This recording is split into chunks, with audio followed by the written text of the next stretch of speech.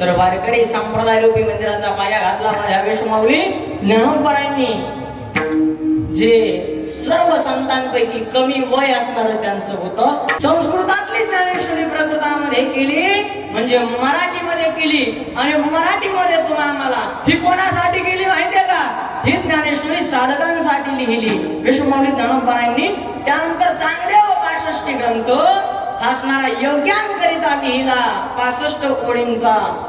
जे चांगदेवाला उपदेशात्मक पत्र लिहिलं होतं त्याचा चांगदेव 65 नावाचा ग्रंथ तयार झाला. तो वेशमाऊली ज्ञानोबांनी योग्यांकरता लिहिला. मग तुम्ही म्हणाल आम्ही साधकही नाहीत, आम्ही योगीही नाहीत, आमच्यासाठी काय लिहिलं?